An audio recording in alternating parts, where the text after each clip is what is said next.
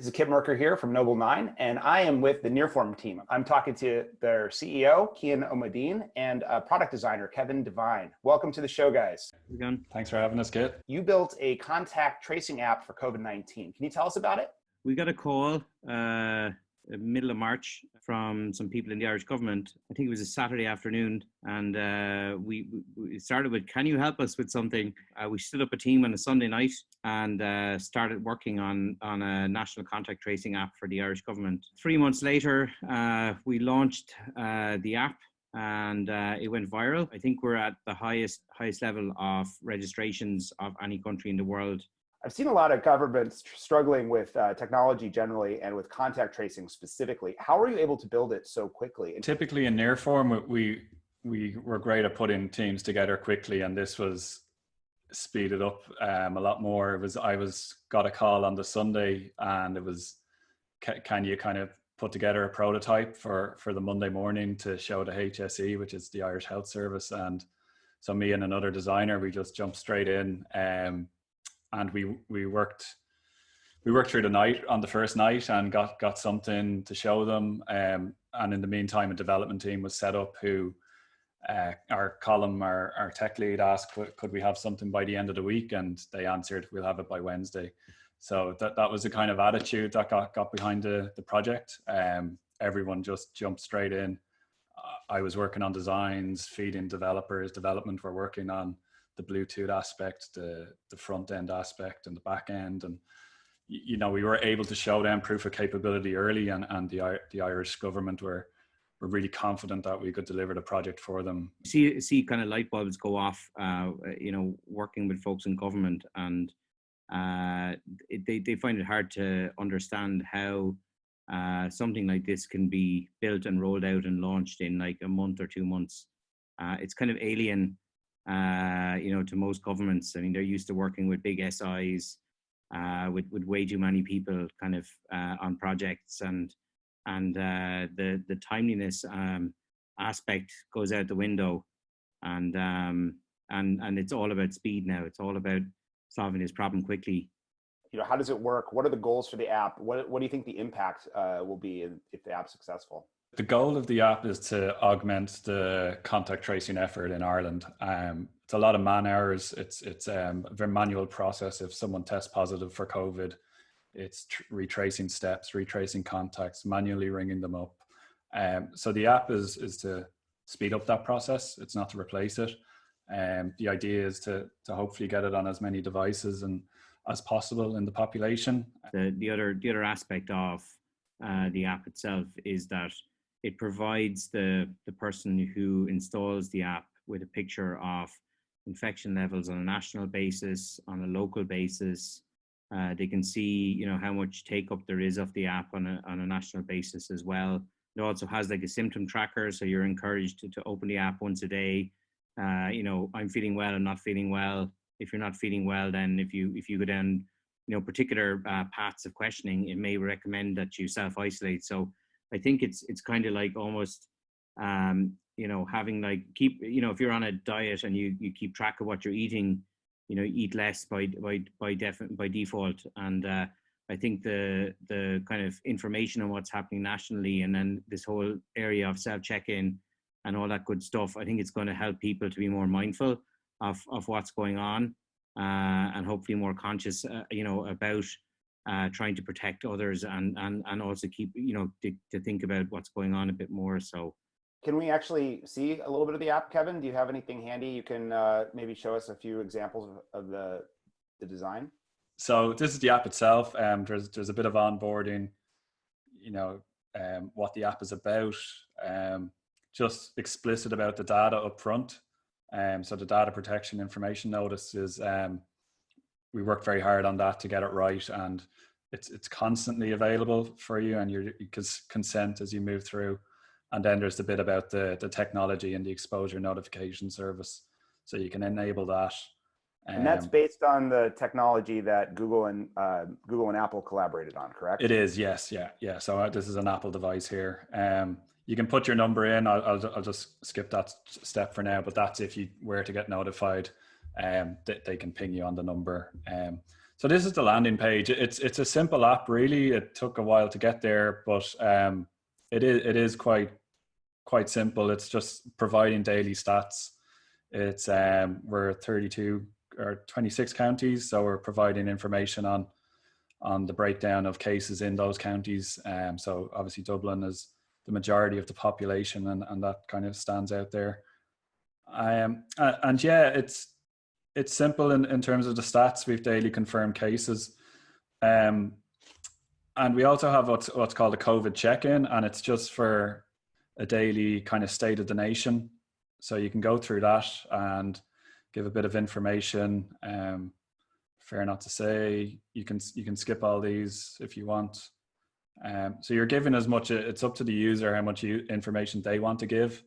From a design point of view, you're designing for all ages from 16 to people in their 80s and 90s. So you want to make sure that the buttons are chunky, everything is at a kind of a height that is very tappable, all labels are clear. So putting settings under the settings icon, you probably wouldn't do that on an app for people, millennials, that type of age, but this type of app, we just wanted to label everything, make it explicit. So yeah, if you're not feeling well, you check yourself against the symptoms.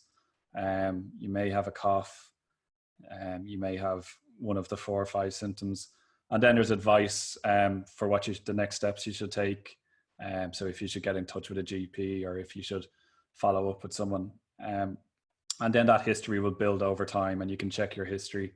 So there's that COVID check-in aspect. The contact tracing is enabled if Bluetooth is enabled on your device. So if I turn Bluetooth off, it tells me that the contact tracing is not active, and it's kind of re-emphasized in the footer. So that's kind of to let people know that, it's not going to do the job of the app if that's turned off. And then, yeah, kind of just to encourage people to share with their family and friends. We kind of have a count of app downloads. It was, we were kind of, I think on launch within a day, it kind of reached 1 million after 36 hours, I think. And it's been like steadily increasing, 1.4 million. I think it was 1.39 yesterday. So it's increasing all the time, but the ability to share, is there. So it's simple enough. Some stats, the COVID check-in, the contact tracing aspect, but it's more the speed and the technology behind it that we're putting all the power in the user. If they ever want to leave and delete their settings, you can do that then, and you can confirm you're leaving, and no information is shared, and then you can go through the onboarding process again if you want to. So I better turn this on after this call. So what about security and privacy? How are you building trust in this app? How are people sure that they can trust you? The way that the exposure notification API has been designed means that it's extremely secure. Only one app is allowed per government. So, it's impossible to have like some spoof app that's launched that does the same thing or tries to abuse the terms of service that you have from the, Google and Apple and stuff like that. So what we did was upfront before launching the application, we published the source code to the app, and that meant that the tech community could go in and take a look, and I could see there's absolutely nothing to see here. Like this is properly written, it's privacy protecting, all that good stuff. We also did a submission on data protection. It was quite a large document, and that was then sent to the Data Protection Commissioner in advance of launching the application. So it was kind of like, getting kind of like the different groups out there who are really concerned about these things, getting them to a place where they know that they can trust what we're doing. And I think just really arming the different interest groups in advance of launch was really a kind of a key thing. So you can turn people who are potentially negative and against this thing into allies, because they see that, right, actually this is done the right way, this is bona fide. Tech community as well, especially in Ireland, proportionate to the size of the country, we have a really, really large tech community, and they were raving about this thing, in the week up to when the actual app launched and stuff like that. And All these things combined are together then mean that people can trust in the whole thing, and that's just so important that people understand that this is so not Big Brother technology. Like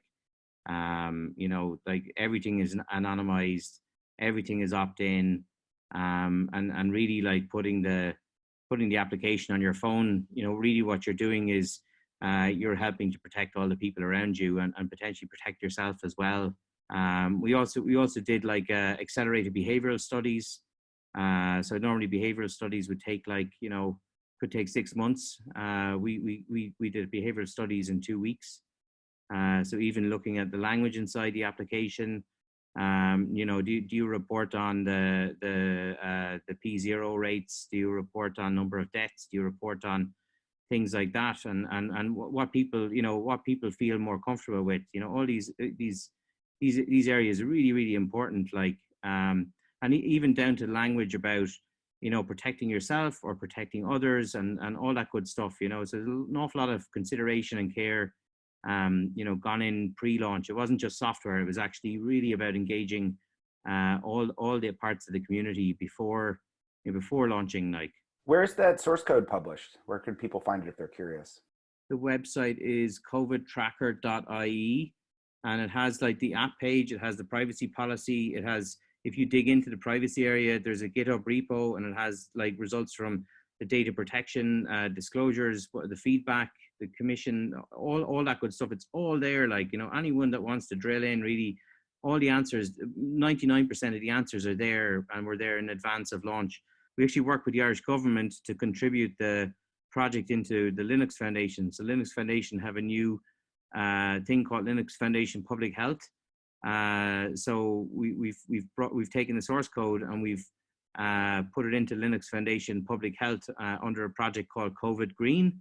It's kind of like green for Ireland, but it's also green for like making the map turn green again, because the map has gone a very nasty kind of a bruised kind of a purple color in different places. And really we're trying to turn everything back to normal again.